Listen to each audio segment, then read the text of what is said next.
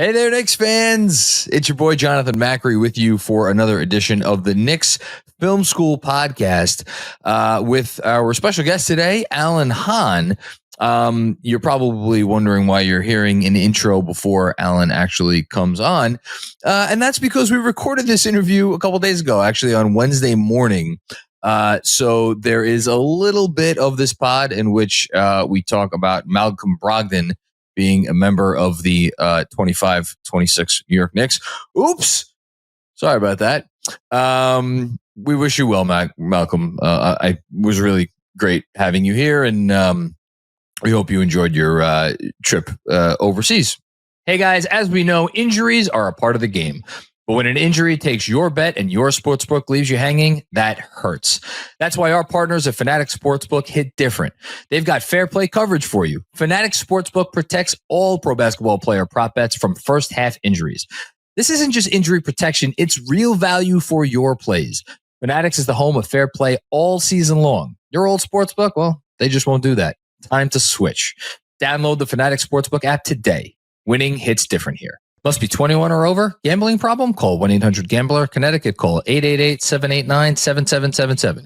Massachusetts, call 800-327-5050. New York, call 877-8-HOPE-NY. Maryland, visit mdgamblinghelp.org. Not available in all states. Terms apply. See FANATICS Sportsbook app.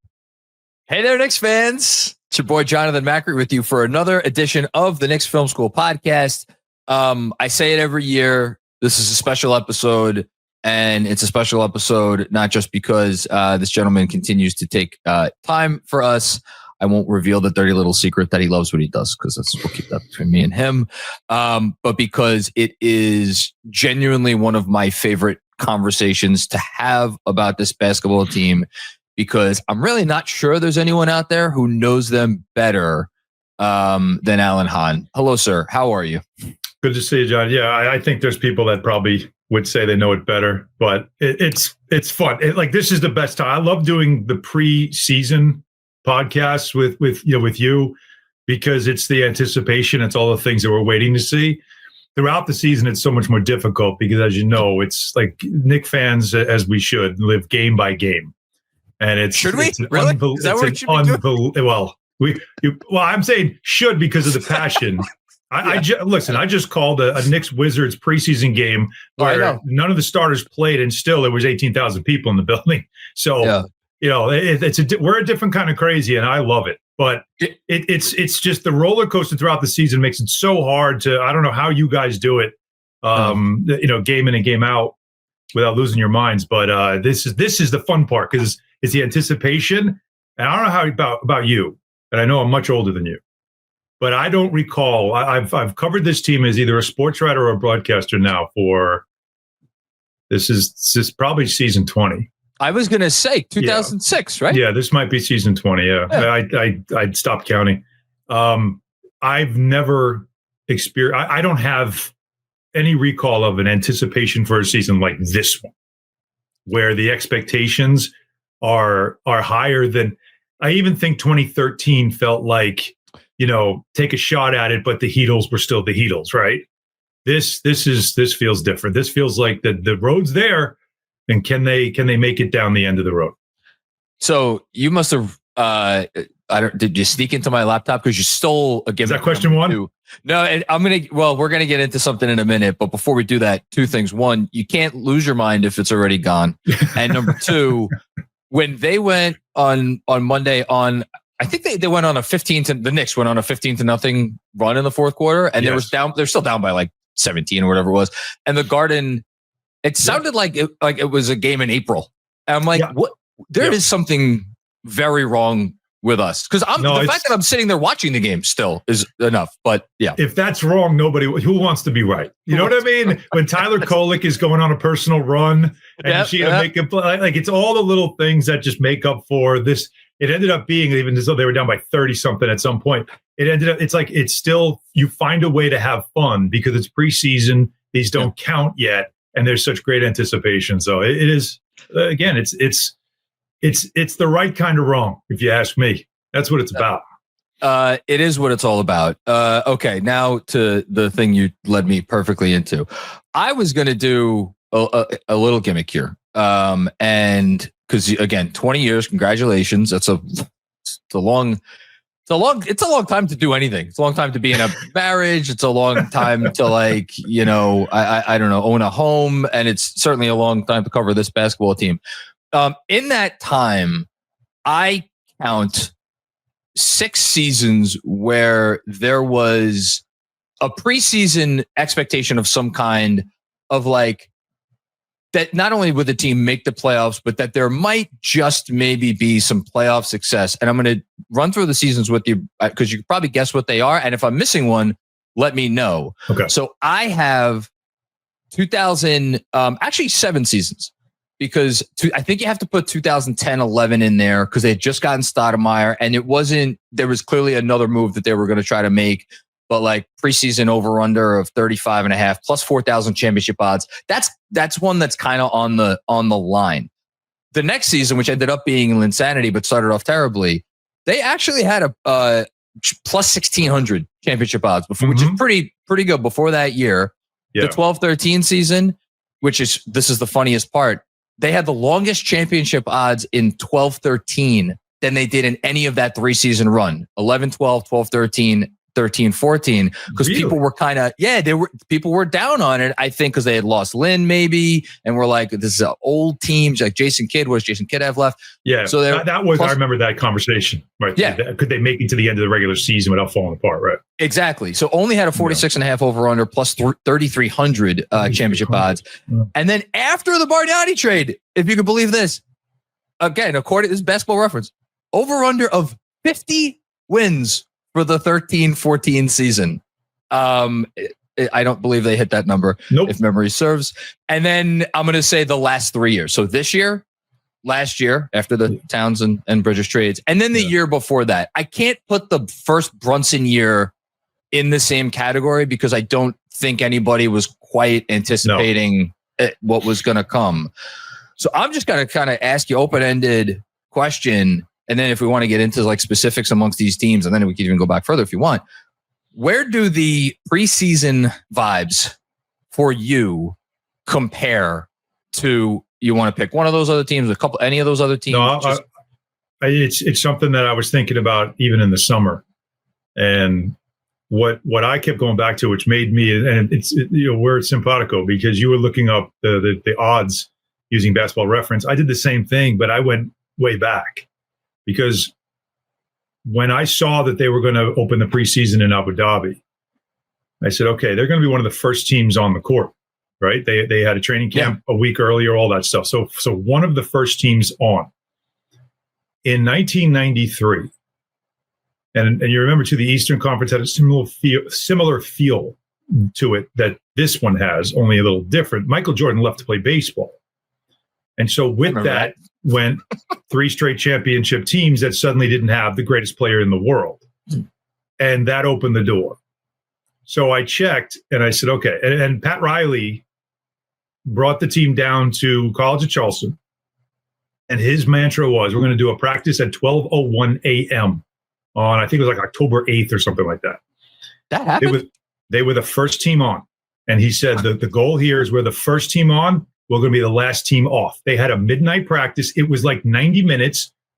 I know you're shocked to hear that no one was happy about it, and it wasn't some BS, just show up and it was a real practice. They had, but it didn't go for that long. It was 90 minutes, but they did it. And the whole idea was first one's on. So they ended up being the second to last team off at the end of that season, as we know. They went into that year with I believe it was the second or third shortest odds to win a championship. I'll give it to you right now, but keep going. It might have been you're talking about 1994, right? 93, 93. 93, 94. So yes, they had plus 200. They had the shortest odds. They were. Oh, that's right. They were the favorite. Right. They went in that's right. They were plus 200, went in as a favorite. And by the way, you'll never guess. There was only one other East team that had better than plus 1,200 odds. I think I might be able to give you 2 or 3 guesses. If you get it, I'll be really impressed because I looked it up the other day. I was like, what?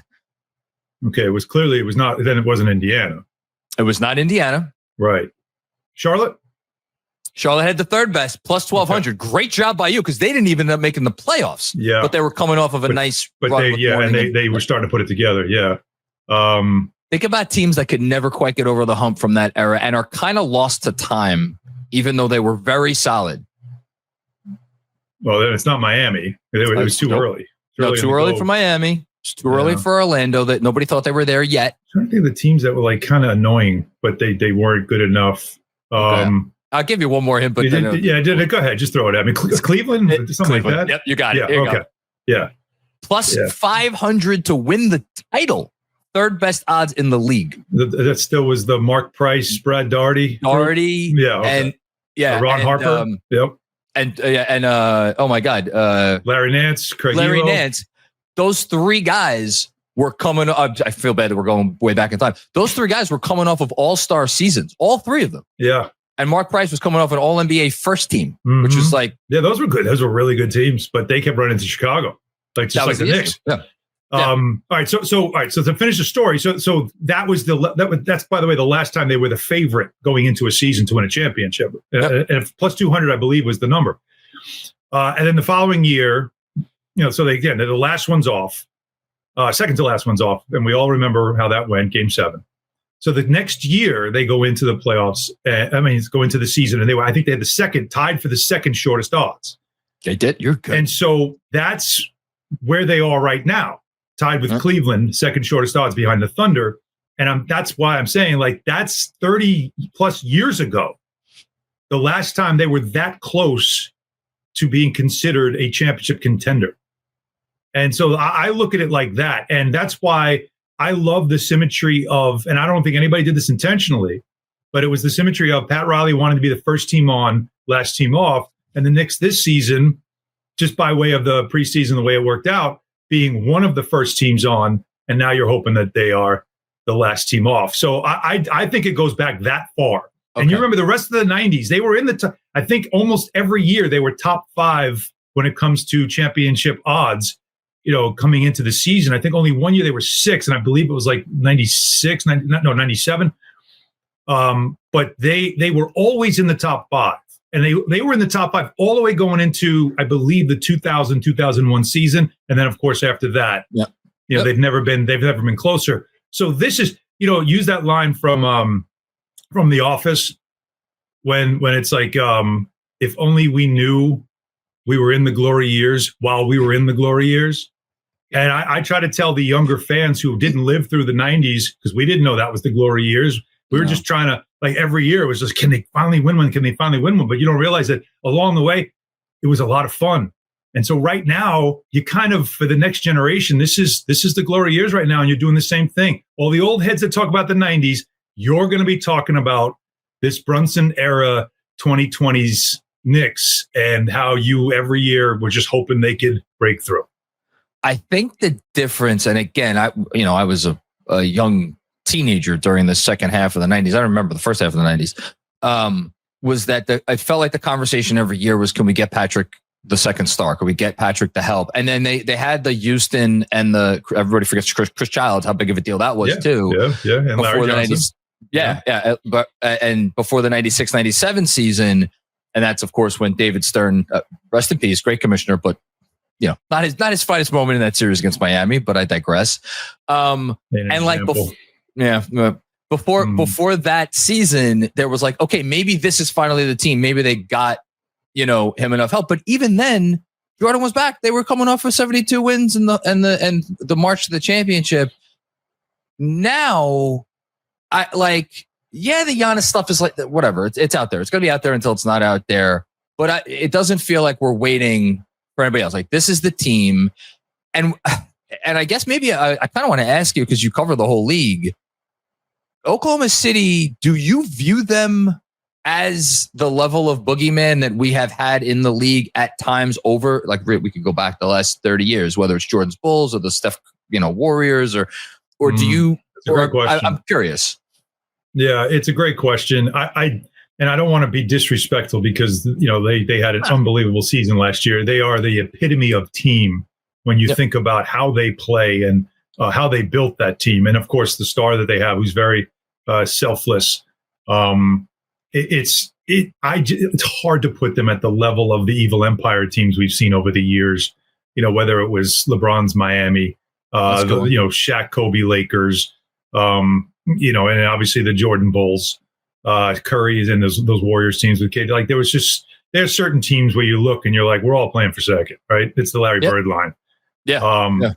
I remember, because I was there, calling the game next to Mike Breen, which, by the way, those are like these dream sequences where you're going, am I really doing this, or am I just going to wake up and be in bed? I was in Oklahoma City. It was Knicks Thunder, and that was a hell of a game. This past year you're talking about, right? Yeah, this past season, and it was at that time. Again, Thunder were where they were. The Knicks were right there, pushing at the top of the East, and I remember saying it during the broadcast, like, I'll take 7 of these. I'll take 7. And Mike said that his line to follow was, well, that would mean they'd have to meet in the NBA Finals. Like, exactly.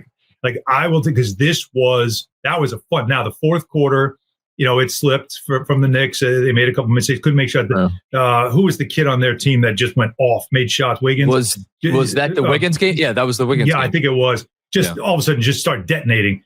It is what it is. But I just felt like, they were toe-to-toe. Yep. And so they didn't look like that. Now, when they came to New York, by then the Knicks were kind of leaking oil. They were a very tired team. And they were in a bad place. Doors blown off. Yeah. So I don't view them as that. I think the Pacers kind of showed you in the finals that, it's a beatable team, but you really got to be perfect. And you can't lose your superstar.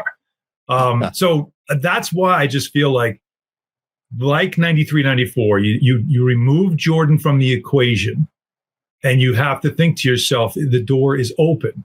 It's there. I looked at the Rockets the same way. Like, very good team with a superstar, but it wasn't like they weren't beatable. So that's where I think about this year's landscape of the NBA. But you still have to get it done, because look, everybody's going to be gunning for you as always. And, there's health. There's guys who have to make sure they still have years that match their numbers. So there's so much more to it than just saying, oh, they'll run to the finals, they'll win the champion. You can't say that stuff, because there's a lot that they have to do as a team to make sure that they live up to the expectations. There is, and I feel like you have heard them say the right things as far as like, we're back at ground zero and like as last usual. Year. Mm-hmm. Yeah. All that stuff, which is great. Yep. I am wondering, because there's the interesting wrinkle of usually when teams get to, a doorstop, and I know they didn't make the finals, but they got pretty darn close. Usually it's the whole squad that's back. And here now we have a little wrinkle in that there is a new coach who is bringing some different things to the table, even if he may not be terribly dissimilar from Tom Thibodeau in some other ways. So I'm wondering, again, kind of going back to like the vibes, the preseason, like we're on a mission type of deal. How do you think the coaching change, if at all, factors into their mindset of like, no, this is the year we get it done? That's also something I think I'm watching. Everybody's watching. The way I see it right now is, and Mike Brown looks like a guy that knows exactly what he's walking into and is uber prepared for it. You could tell by the way he talks about the players and everything he knows about he has put a ton of prep into this. So he is eyes wide open. Like, he is well aware of everything around. I love that. Like, when I talked to him about it in the summer, and he did expectations. Yeah, I expect. Like, some coaches run away from expectations. Some coaches squelch them. Some coaches don't want to talk about it and pretend they don't exist. He is like, no, I obviously know exactly what we're doing here. No one has more expectations than I do. Like, this is what I want. So for you to tell me you expect it, I expect it even more. I love that he is doing that, because, come on, we're in New York. Like, don't BS a BSer. You know what I mean? But I also see like a little bit of, and it's not to get nostalgic or not to get emotional, but there was a family type feel to the Knicks, because, the Brunson story, the Villanova guys, Tibbs, and they, and Leon Rose, they've all in the West, they've known each other forever. They all kind of came together and they helped turn this wayward franchise around and turn it into a place that people want to come play and fans are proud of. Like, it was such a cool little story about this group of people that have known each other a long time and relationships and how they deal with each other. This feels a little bit more now business-like. Really? Like okay, now we got business to attend to here. Like, it's not going to, I don't know if it's going to feel the same, because there was a comfort about them as a group. But now it's Mike Brown's here to do a job. And while by the way, players love him. He is great to talk to. You see him in post games already in the preseason. He is loquacious. So, and those are all things that as media you love. And he's great to deal with. So it's not like he's coming in and being stern and cold. None of that. But you just something, and it has to be that way, right? Like it has to. It is not, the story has been nice. The climb is always the best part. But right now, with his expectations, it's kind of time for business, not personal. I don't even know what the alternative would be to that sort of approach. It's so funny you say that, because you're talking about the previous iteration under Tibbs was, again, more maybe like family because of the relationships. Yeah. And yet Tibbs has the reputation, which has, in fairness, I think been earned in various ways, of a guy who maybe was not always chummy with certain players. In terms of like, he there was a coldness to him at times. Yeah. But how about just go like from this perspective, how the media covered Tibbs and covered the team that, because there was an understanding with Tibbs. He had been around forever. Everybody, you knew him. You knew what he was about. Like there was, even when he was at his, sternest and toughest and hardest to, crack just to get something out of him or information. Like even then there still was sort of like this, like your curmudgeonly old grandfather that you just kind of laugh at when he gets pissy. You're like, like that's Tibbs. Like it sort of was. It's when you make a move as jarring as they did, which I know some fans were just calling for it, which I never understood. But fans wanted it. You win back-to-back 50 wins. Yeah, you do. And, I mean, all the stuff that goes on that he just accomplished. When you make a move that dramatic, and that's a rip the Band-Aid off kind of move, where even Brunson was talking about on media day. Like it does feel like, okay, it's like kind of the end of the innocence, right? Yeah. Like, okay, it's clearly winning time. There's no doubt about it that Leon Rose, and I'll say this part too. For any fan that doesn't think that Leon Rose is obsessed with winning a championship, trust me, from what I know and seen behind the scenes, conversations I've had with him, he is obsessed with winning a championship. And that's what I want at the very top of my organization. Not a guy that wants to win a championship or talks about it. He's a guy that's obsessed with it and will make tough decisions that even involve people close to him to ensure that he can win a championship. That's all I want. That's what I want at the top of my organization. I selfishly, I wanted to, because I mean, we both have this in common. We have never seen the Knicks championship, Mm-hmm. I would like to. And hearing you say that makes me think of the Cat trade, not from the perspective of Cat or from the perspective of Julius. I mean, look, Julius is an all-time Knick, but if I'm being honest, from the perspective of Dante. And my first thought, I forget if we talked about this last year when that trade went down, is I can't believe they traded Dante DiVincenzo. And there's a part of me that still is like, I can't believe they traded Dante DiVincenzo. I think Dante said it too. I can't believe they traded me. Do you remember the look on his face at Wolves, whatever it was? They introduced. He still was stunned. He admitted it took him almost a quarter of the season to kind of get over it and then feel like, okay, I'm here. And then he played great for them down the stretch. But to bring it back to Brown for a second, they needed a different voice and a different look, and maybe a little bit more in, check some of the boxes that they thought Tibbs did not check. But at the same time, you can't go from Tibbs to completely 180 degrees in the opposite direction in all respects. So I think the fact that Brown, again, like you said, this is a mission, this is a business season. Yep. It needs to be that. And I'm curious how it plays out. And I'll ask you this, over the course of the year, because look, losing streaks happen. Every team, doesn't matter how good your goes through ups and downs. Mm-hmm. Do you think that they I don't know, maybe this is low hanging fruit, but I'm gonna ask anyway. Do you think the culture and the locker room and all that stuff is rock solid enough that, again, there was a big change, but that they're still going to be able to keep their eyes on, like, look, we know we're good enough. We may have to weather a storm or two. We know it's in furtherance of something greater. Yeah, and again, just to be fair, I haven't been around the team that much yet. I didn't get a chance. I didn't get to go to Abu Dhabi. I had a radio show to do. How dare you? Yeah, I know.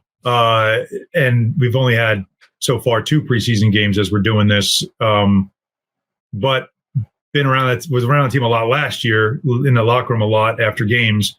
And the one thing that I always was impressed with this team is that they had a very remarkable bond in that locker room. And it doesn't mean everybody's best friends and all that stuff. Like, everybody wants to believe. A lot of fans want to believe that players are all, like, it only works when you're all best friends. And that's not necessarily true. There are cliques, it does happen, but there's a mutual respect. There's this understanding. And when a lot of players are kind of the same mind, and the other thing I love about how they built this team is that it's a lot of gym rats. It's a lot of guys who just love playing basketball. They're all about it. And not every team has that. And that, to me, is a very valuable thing, because it does get you through some tough times, which it did last year. I mean, there's a reason why you come back down 20 as many times as they did, because they have that fortitude that just somehow they believe, and they also can hold each other accountable personally. There's just, there's that trust. I think, so when you ask me about the foundation, I don't think at all that's going to be a problem. And again, from everything I've heard, Mike Brown's done all the right things when you come in as the new coach with a dramatic change like this. He's done all the right things to make sure that everybody knows what he's about, but he also is learning what everybody else is about. And that's his experience of not just being a head coach, but also spending the time he did in Golden State, where he really does talk about how much he learned there. So I'm not worried about anything along those lines when it comes to this season. To me, that everything you just spelled out comes down to trust, which is like, again, you could have a click or two, not that everybody has to be best friend. As long as everybody trusts that we're all rowing in the same direction, and we all have the same goal. And from what it sounds like, that's the case. Quick break to tell you about our friends from CORNBREAD. Guys, I'm not as young as I once was, but I care a lot about maintaining my physical and mental wellness. CORNBREAD hemp CBD gummies are a huge part of my wellness plan, to the point that it has made every bit of difference in just me getting up and feeling like my best day in and day out. If you've tried everything under the sun for peace of mind, it sounds like it might be time for you to try CORNBREAD Hemp's CBD gummies as well. The best part is they are formulated to relieve discomfort, stress, and sleeplessness, and all products are third-party lab tested and USDA organic to ensure your safety and their purity. Right now, Knicks Film School listeners could save 30% on their first order. Just head to cornbreadhemp.com/KFS and use code KFS at checkout. That's cornbreadhemp.com/KFS and use code KFS. Let's turn to on the basketball court for a little bit before I get you out of here. Is there a player, again, going back to Brown, that you are most curious to see what they will look like either on defense or on offense under Brown, and what we think that the Knicks are going to have with their system and everything? I have a 1A and 1B. Go for it. All right. My 1A is thinking an obvious one, Mikal Bridges. Seems like everybody's answer, right? Yeah, it's everybody's answer, but it's the right answer. First of all, he looks and sounds so much more comfortable as a Knick right now than he did last year. I interviewed him several times. There were times in the middle of the season. He's a really nice guy, very thoughtful. Talk about a guy that can talk about basketball all day long. He loves basketball. He loves the game. And there were times last year where you were getting short answers from him. There was one time I interviewed him on the court after a game, and it was like short answers. And I was like taken aback by it, because usually the players are great when it comes to the walk-off interviews, because they know, I got to give you, I got to give you more than a one-word answer, right? Alan, I got asked questions about that, and I know the interview you're talking about. And on that post-game show, I got questions like, should I be concerned about Mikal Bridges? Because I just watched that interview, and that didn't. Yeah, it's like he didn't want to be. And so I didn't take it like it was anything about me. I didn't think I asked any questions that upset him. It was more, he was just in a mood. But towards the end of the season, playoffs, he started to kind of come back out of it again. This year, and the first walk-off I did was with him, and he was fantastic, and I could just see it. Now, look, $150 million will make everybody feel better, right? He got an extension. So I timed that just as you were taking the drink, too. I wanted to see if you'd spit out your drink. But that almost got it. Almost got it. But that will make everybody, happier. But it's the security of knowing, okay, I'm here. And, I also think it's a system where it's the fast-paced, up-tempo, move the ball, corner threes. Like, there's a lot of things about he's going to be allowed to leak out. I think that's something what not allowed to do in the past. I think open floor, it's good for him. I am putting him on the list of the best players in the NBA who haven't been an all-star yet. I'm putting him on the all-star to watch kind of list this season. Somebody that you could say, if it's going to happen, it could happen this year, if everything works and this offense clicks. So he's my 1A. My 1B is another, I think, obvious one, and it's Mitchell Robinson. My guy this year. We've got to see him healthy for a full season. He's learned so much. We forget when they drafted him, he was so raw as a player.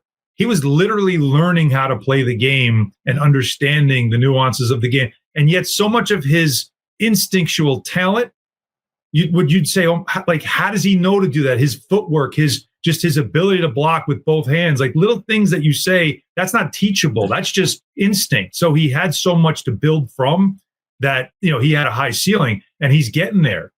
And the only thing that holds him back is obviously health. Now, he has done some things in the off seasons in the past couple of years that have been overcompensated, like too much lifting, then too much losing weight. Like it's all like back and forth. I think he found it this off season. You talk about a guy that came into camp. Him, Deuce, and Bridges look like they're in unreal shape. Unreal. And I like the way that he looks now. When I say he's in great shape, he looks good. But, his wind in a game is something that, you always, have to keep an eye on. How much can he play? Because he does exert a lot of energy. And then on top of it, the feet, because he's had a couple of surgeries. Yeah. I also think that's something you've got to manage minutes.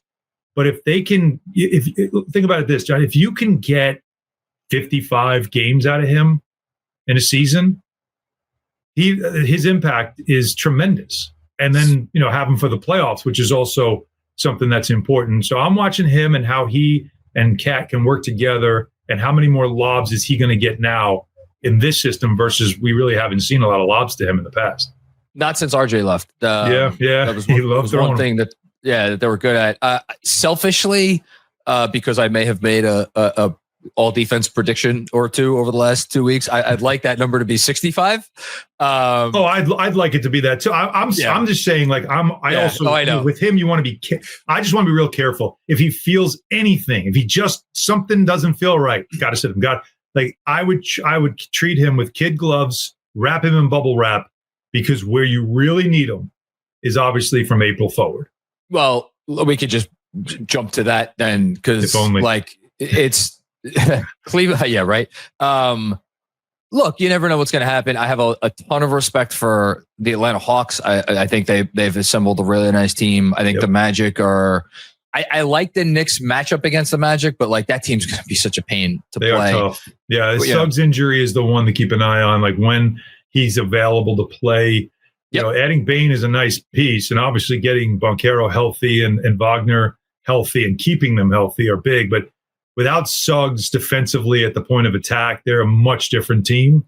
And but they'll play. That Jamal, they play hard and they play physical. Those are going to be brawls. It's them, Detroit. You're right about Atlanta. Atlanta's got to stay healthy. They've got some good pieces, but they got to stay healthy. But I look at Orlando and Detroit as those teams that people don't want to talk about as teams that could wreck the season. Well, the thing with the Pistons is I don't know. I'm not obviously in their locker room, but it doesn't seem like they are going to be afraid of the Knicks coming off of their first round series last year. No, I spent some time with JB Bickerstaff with ESPN. He did some, he's on Get Up a couple of times. And so we were in the studio together. We talked a lot. And, he said they felt like, Jalen made an unreal shot. He just made an iconic shot. But they all along felt like they could have won that series. They have that kind of confidence in facing the Knicks. And so, the first time they see them this season, what do you think is going to be in the back of their mind? Oh. Especially in Detroit, where they couldn't beat them. Right? So they couldn't beat the Knicks in their own building. And they didn't have Stewart, and they obviously didn't have Ivy. And I'm curious about that adjustment to working back in. But so we have all these other teams, but with all due, I want to be very clear, with all due respect, and a lot of respect to all of the teams we just talked about, Cleveland is there. Yeah. We know what Cleveland brings. I think maybe in my mind, like, not that I'm giving them too much respect, but the Knicks were, they played them in the third game of the year last year. And then the next time they never were fully whole at any other time they played the Cavs. So we, let alone this team with this coach, we know what Mitchell Robinson could do against the Cavs because we've seen it. I think they're still having nightmares. So for me, the entire 82 game season, and again, I'm not looking to jump past to like the conference finals or anything, but what would that 7-game series look like? Who needs to be on the floor? Who can you afford to have on the floor defensively? And if it's like, all right, in order to outscore this team, we're going to need Towns and Brunson to be on the floor for 20 plus minutes together in every game. Okay. How do you make that work defensively? To me, everything, all of this should be geared towards, at least with an eye on, that potential series. That's my mindset. I don't know if it's yours too. I look at them again, because that's the team that you're tied with when it comes to shortest odds, right? Second shortest odds to win a championship, you and the Cavs. And what I think is of utmost priority, which will be difficult if you have a learning curve in the first 20 games, which is natural when you have a new coach and a new system. But I look at home court as critical. Cavs are different. Cavs are a different team on the road. Different team on the road. They play with way more bravado at home, but they also showed you against Indiana that they can't handle like what Mike Brown wants the Knicks to do.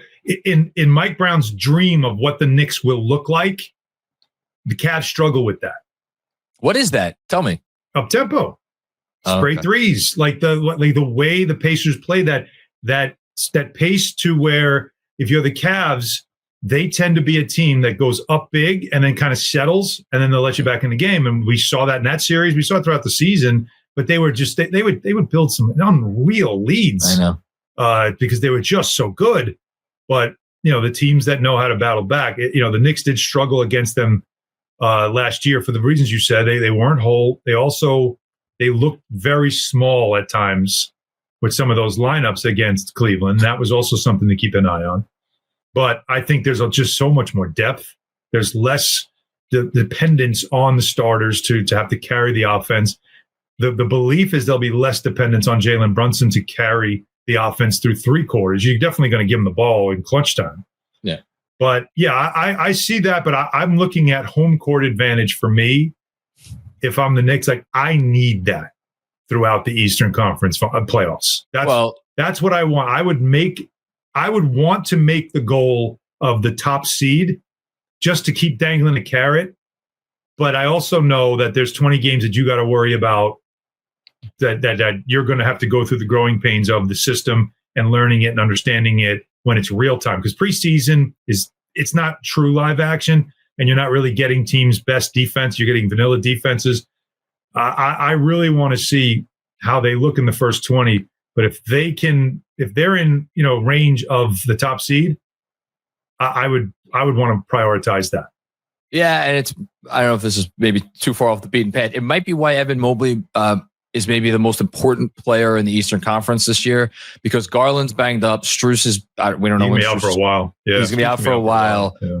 And based on how they approached at least last season with Donovan Mitchell, and again, kind of coming off all those wins, I'd be a little surprised if Mitchell really pushed it out of the gate.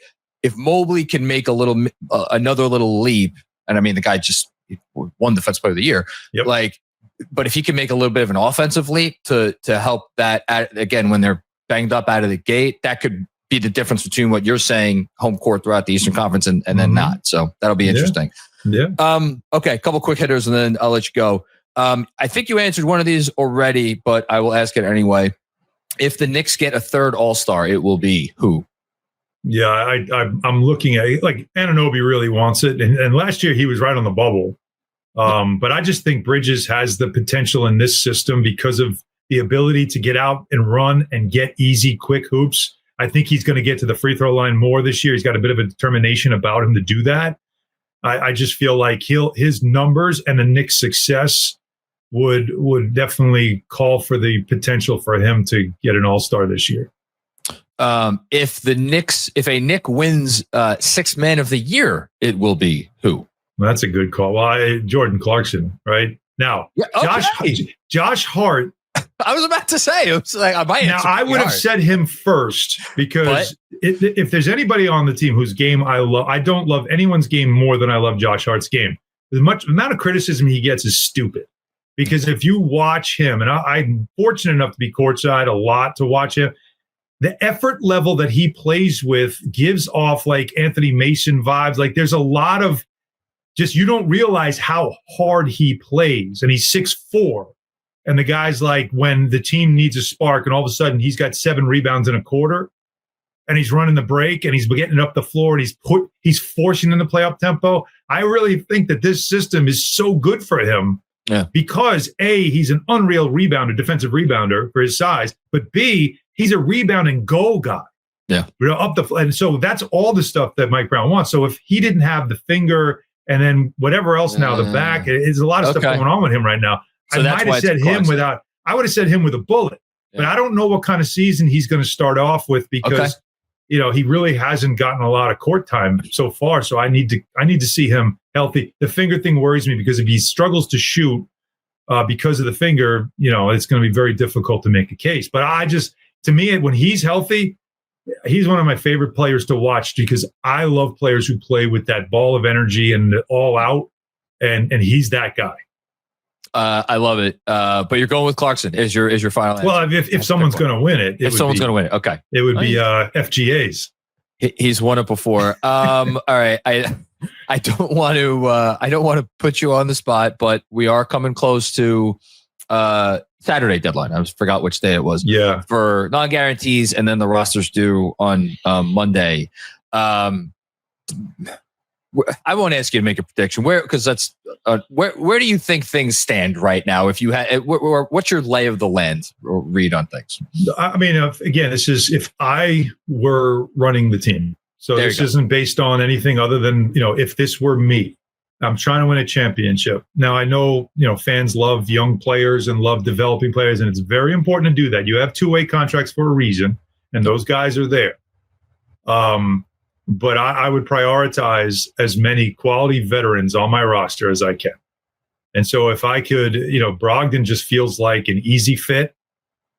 Didn't look great defensively, feet, movement and all that stuff is a bit of a concern, but there's just so much just experience and, pro about him and the ability to shoot. I just feel like that's a break glass in emergency type of guy to have on your team, right? You do have injuries and stuff.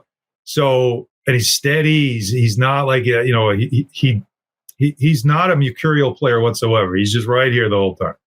I like him. Landry Shamet is somebody that I feel like showed you everything he's about last year. Yep. Stayed ready, didn't get a lot of time, went through an injury, fought his way back, wanted to be here, still wants to be here. And in the playoffs, had moments. He's got a grit about him, and he's not afraid. He's a knockdown shooter, not afraid to put him up in a big spot. So it's another guy that I just feel like guys like them are just value pieces on your bench. I don't know. I don't know how much room they're going to have for anybody more than that. But those two, to me, just feel like when you're trying to build a team that's going for it, and you have to get through a long 82-game season where there's back-to-backs, and exhausting travel and injuries. I need guys that I know I can plug and play, and I don't have to worry if A, they're ready, B, they're focused, because they haven't played in a little while, so maybe they get a little out of it. Those are the types of guys that I know ready at a moment's notice because they're veterans. All right, last question, the one we've been building up to. You think I'm going to ask you if the Knicks are going to make the finals? I'm not. I know what your answer is going to be to that. So you're going to do starting five. Everybody asks me starting five. That's always a big question every year. It's Mitch. We know it's Mitch. Do you like that? I personally you guys do a lot of great analytical stuff, and you guys do a lot of great breakdown stuff, and that's why I love following you. So I'm curious, just, I want to ask you, do you think that's the best five? Now, again, with Josh's injuries and where he is right now in preseason, it just feels like default, that's the way to go. Well, but in the long term, is that the right way to go with Cat at the 4 and Mitch at the 5 and, play it that way with OG and Bridges and Brunson? There are a vocal subset of fans, maybe I shouldn't even call it a subset because it's a big group who would argue that based on the extraordinarily limited sample size, that there should be a third consideration, and it might be Deuce McBride. Now, we haven't heard any talk about that in the preseason. It's very small. You get very small. That's where I'm at. And it's a big league. It's a big league. And again, for me, people are going to think I'm a broken record by the time we get to April. But watching that Pacers series last season, and again, there's no offense like the Pacers. It's one of one. There's nobody else who does what they do when Halliburton's in. Too often when the Knicks were on defense, as a fan, just sitting there watching, I was like, "Oh my God, what's going to happen?" I felt like I was on my heels watching them, and that was again when Mitch was back for that series, and he started 4 games. Yeah, but anytime we faced a great offense in the regular season, I was like, "This is just." It's like walking a tightrope. And I just the 3-point because of closeouts, because everything was, boxes and elbows, and it was just the closeouts took forever. And if I'm putting my chip down on one thing with this team, I think even with if Mitch starts, I still think they could be a top 3 offense in the league, because he may not be. Is he the most skilled player? No. But boy, does he gobble up rebounds on both ends of the floor, and can he help you out in other ways? And then so it turns to the other end. I just think he's such a boon to your defense. And if they could just figure out a way, all right, look, if Towns is defending 4s or whoever Towns is, put him on the least threatening offensive player on the other team, either him or Brunson, but figure that out. That's what, get Mitch in there, start Mitch, and then you have 82 games to figure out how to make the defense around Mitch. But at least I know I have him. So you're asking me, I like the decision. Yeah, remember, and that's why Finch did that in Minnesota. That was the right thing to do when they traded for Gobert. It just, that's how you protect Towns. That's exactly. And you're asking less of him. Now, teams will still try to put him in pick and roll, but there's ways you can also counter that too. But yeah, the Pacers knowing that the Knicks were going to play drop coverage over and over again, it didn't matter. And then when they tried to make him blitz, his feet just they're not fast enough. And I don't like when I have a great offensive player and I'm starting to now demand of him things defensively that I just know he physically can't do. And now I've got him now messed up. I don't want that. I don't want that. No, you need to be at your peak offensively, especially in a playoff series where I don't want to mess with your head. So I need other people. It's funny. I would actually, if there's games where maybe Mitch is out, as crazy as it sounds, I might put Porty at center. Yep. Just to keep the rotation the way it is. It doesn't mess with anything else. And now Huck Porty he's light years behind Mitchell Robinson, but he's an active body, physical. He can block shot. I got to keep teaching him and coaching him up and getting him right, where at least he's serviceable. But I wouldn't want to mess with it, because if I'm not going to slide Towns back to 5, which he will play some 5, we know that. It's going to happen rotation-wise. But I can limit it, especially when he's going against backups.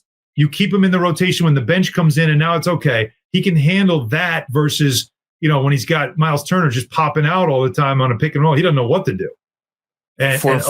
It's so that's me. But again, I'm not coaching. I'm not privy to their plans, but I'm just going off of what I'm looking at. And I'm with you. I just think I'll say it again. I love Josh Hart's game and I love what he brings. I think he might be even more dangerous coming off the bench to change pace than he would be in the starting 5. When the other team's starting 5 goes, nobody needs to guard him because his finger is, the size of a thumb and he can't shoot the ball with it. Right. We think way too similarly. 100% give me 5 minutes a half or 6 minutes a half or whatever of Towns as your backup five, with Hart as the one quote unquote non-spacer there to push the pace, there to wreak havoc, and 3 shooters. And if you want to be a little smaller with those units, again, it's going against opposing backups. I think you could get away with most benches are small. And adding and Yabusele's a spacer, even though he's not shooting the ball well in the preseason. He's 38% 3-point shooter. He is a spacer. I think the Clarkson element changes everything too. Oh yeah, because what I just hope Clarkson does is, instead of the blinders, sometimes when he goes into the paint, to know where's Deuce, where's Yabusele, if OG's out, where's Towns. Like, he's got to know where his shooters are, because he's so good. He can create his own shot anytime he wants to, but he also has to have the ability that when defense closes on him, I got to know where my guys are for those spray threes. That's a Mike Brown staple, the spray threes. If you look at his assist rates on drives over the course of his last 4 or 5 years, they're fine. The numbers say he's he's a willing passer, despite the fact that everybody says he's a gunner, right? I know. Yeah. Okay, so literally, yes or no? Last question. Would you and your fellow Knicks media members have put up a greater fight against the Knicks coaching staff if you were to play them like the Celtics media did against the Celtics coaching staff? I think the final score was like 60-8 or something, 57-10 or something. Would you have put up a better fight? Well, keep in mind, we have Wally and Monica. I was about to say, I may or may not be talking to Monica in a little bit. We got shooters now. I'm just saying, we got shooters. I don't know what they had in Boston, but I know we don't have shooters. We got makers. Just the numbers are there. So I don't have, first of all, I'm too old to do a damn thing. I'll hold the clipboard and make some subs. There's no way in hell you're going to see me running up and down that floor anymore. Maybe 10 years ago, maybe I might have tried to get in there and throw some elbows, but I'm not even going to pretend like I would have done anything more than probably just piss off a coach with an elbow or two. But you got size. That doesn't. Yeah, okay. So maybe I'll get a rebound, but that's about it. I'm not making shots. I know this, but I know with those two we got some shooters. Now, as far as if you add the print media in there, those are some scrappy guys. So I got to feel like, the Yankees and Red Sox media always play a game against each other every year. And it's I don't know what would happen if the Celtics media played the Knicks media in a game. Oh, you guys would like the floor though. Playing the coaches, when you look at the Knicks coaching staff too, it's a little bit of an older group now. I was about to say, Cheeks was did Cheeks make an all-star team? I feel like he made an all-star. I'm going to look it up right now. Yeah. Anyway, no, but they're older. So that's I'll just say we've got shooters between Monica and Wally. I feel pretty confident that we'll at least be in double digits in scoring. Jesus, 4-time All-Star Maurice Cheeks. Freaking. Yeah, he's pretty legendary. Yeah. Anyway, thank you for that. For indulging my nonsense. I have kept you for too long, as I always do, because I always just want to talk to you forever and ever. Have an absolutely amazing season. I am so thankful. I've said this to you in the past. I'm an avid League Pass watcher, and a lot of respect for a lot of the people around the league who cover all these teams. We have it better in New York than any fan base in any sport. Getting to watch someone like you, and the team you work with it needs no introduction. But have a fantastic year. I can't wait to watch you take us through this narrative and this journey as fans, and then of course to see you the next day on Get Up and on the radio and the million things that you do. It just continues to be an honor to get to talk to you, have this conversation every year, and really appreciate it, man. No, I appreciate doing this. It's a lot of fun. I respect everything you have done to build this thing up where it is. I'm looking forward to you doing your NBA stuff as well. First episode and recording in about an hour. So that's great. No, it's great. It's great. You hit the ground running, baby. That's what you do. And I'll end with this. Is Meredith Marakovich is a friend of mine. She's the Yankees sideline reporter for Yes. Steve Gelbs for SNY. And the thing that I said to them, especially last year, is I always say, I want to know what it's like to have the champagne just pouring and flying all around the locker room and just being drenched in, ruining a suit. I just want to know what that's like one time. And I'm just hoping that maybe this is the year. We'll see. Your lips to God's ears, Alan. Your lips to God's ears. Alan Hahn, you could find, if you turn on your TV, you're probably going to see him. If you turn on your radio, you're going to hear him. Anything I missed? Anything you want to plug or promote before I get you out of here? Well, no, just so the Knicks fans know, I will add this. So I have moved to drive time for ESPN New York, as a lot of people probably might have known from January, with Don LaGreca and Peter Rosenberg. We are now also not just a radio vehicle. We can be consumed on YouTube. ESPN New York has a YouTube channel. Subscribe to it, and you can watch our show, because I'm telling you, once we get to next week, because baseball season's over, football season in New York is kind of over, but when the hoops begin, that's all we're going to be talking about. And I can't imagine there's another show in New York that can talk NBA and especially the Knicks like we're going to do it. So if you want to consume it, go to the ESPN New York YouTube channel, and you can watch the show live from 3 to 7 p.m. I think I'm probably pretty lucky that you were not doing that particular show at that time when I started this. Otherwise, there would be no need for me, because you would have everything covered with the Knicks talk. But look, man, you're the best. Really appreciate everything. Looking forward to, again, great season for you. Great season for the team. And for everybody out there, thanks for checking out another episode of the Knicks Film School Podcast. We will be back with more fun and games before you know it. Peace out.